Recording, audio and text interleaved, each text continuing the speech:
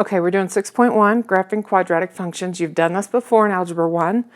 I'm going through the note catcher. If you want to use the notes, it's on the, I have printouts for you, and you can find it on Canvas to print out. All right, so the first thing it says is a quadratic function. And some of this is written and some of it isn't, so you have to fill it in. Or you can just take notes from this. It's up to you, whichever works better for you. Is an equation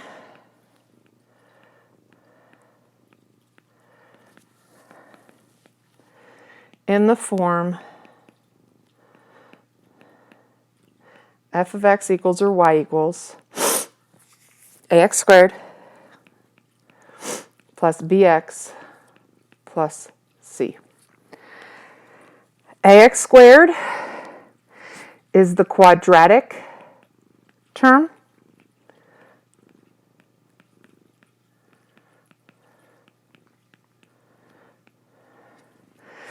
Bx is the linear term.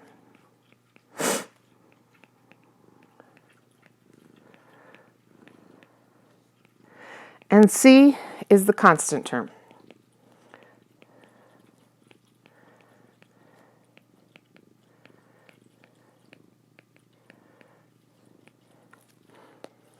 The graph of a quadratic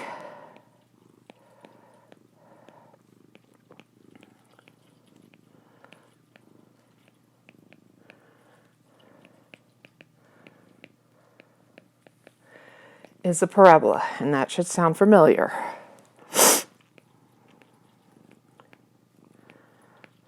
Okay, a smiley face or frowning face. Now, the next thing on the notes I give you are the steps to graphing a quadratic function. So here are the steps to graph a quadratic function.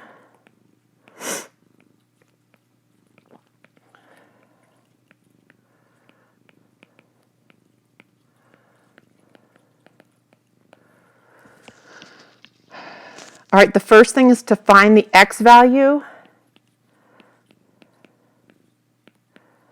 of the axis of symmetry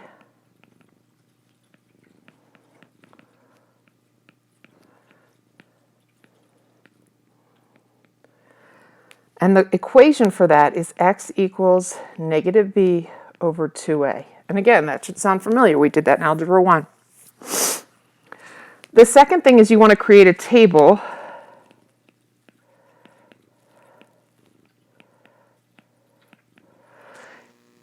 and I usually do 5 blanks, and in the center is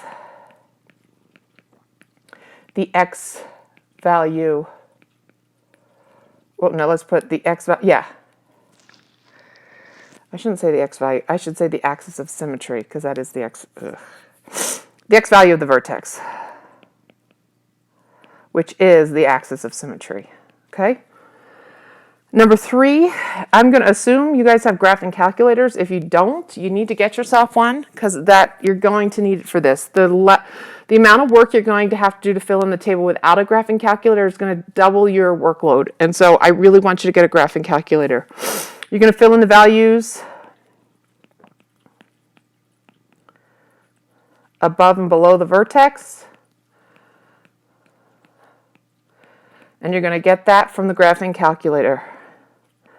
Or you're going to have to sit and substitute each value in and do each problem. So you're going to have to do 5 different algebraic problems if you don't have a graphing calculator.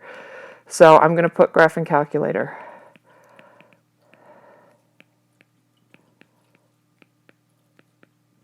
Okay?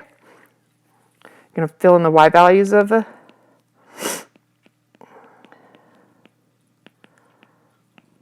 on the table.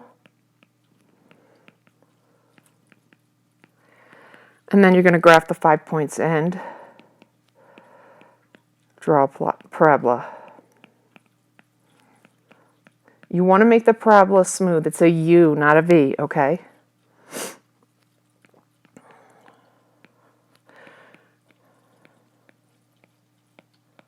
All right, so let's do a couple examples. Number 1, let's go like this. Example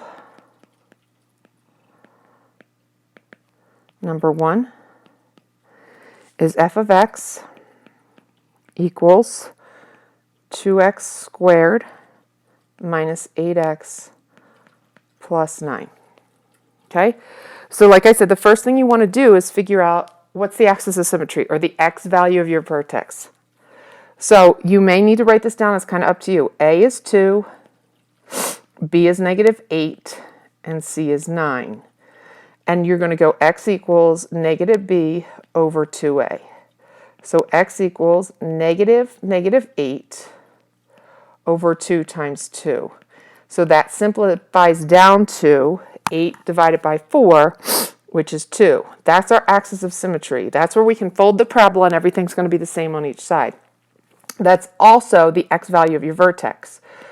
So I created a table for you. So if you have the notes already printed out, you don't have to do all this. It's already done for you. 1, 2, 3, 4, 5. And I highlighted the middle. And the middle is where you want to put your vertex. So I'm going to put 2 here, and then I'm going to count up and down from there. 3, 4, 1, 0. And I always use integers. I do not use decimals or fractions because I don't want to. This is where I get out my graphing calculator. You're going to put in your equation into y equals, and I'll do this in class with you. And then you're going to do second,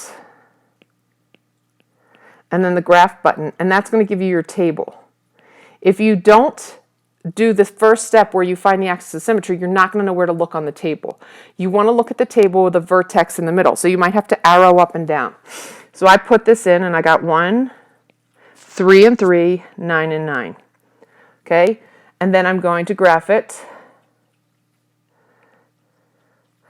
So 2, 1, 3, 3, and then I got to go all the way up to 9. 1, 2, 3, 4, 5, 6, 7, 8, 9 and 9.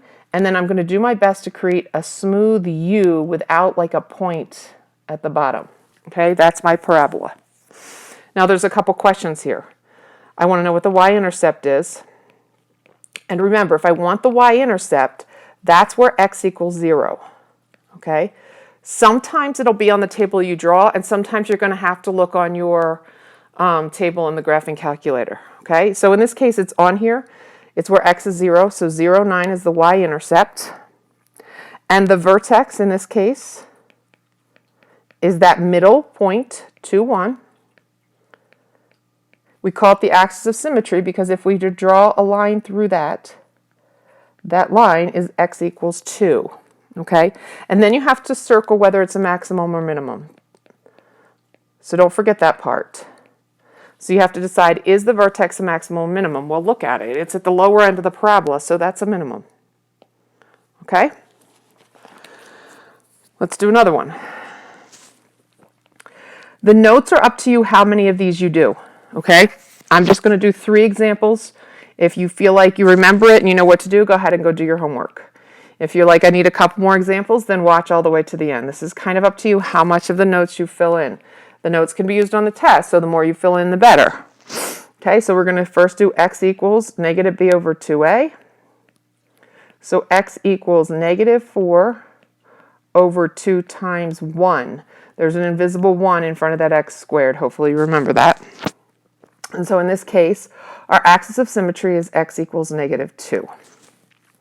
I fill in my table, which you guys already have there if you printed out your notes or grabbed them from my classroom.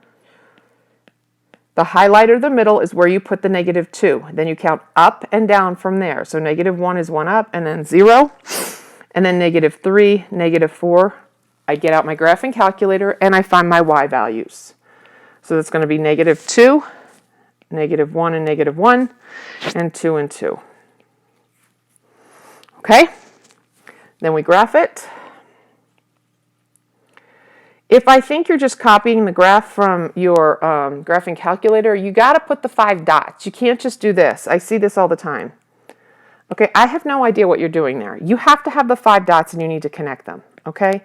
And that's what I'm looking for. I'm looking for the table of values and then the 5 dots connected, or the ordered pairs. Negative 2, negative 2, negative 1, and then 0, 2. Okay? And then do your best to connect it smoothly. Answer the questions. The y-intercept is where x equals 0. In this case, I can see it right there on my written table, so it's 0, 2. It's always an ordered pair. Then I want the vertex, so I look for my middle, or what this point is right here. This is my vertex, and that's -2, -2.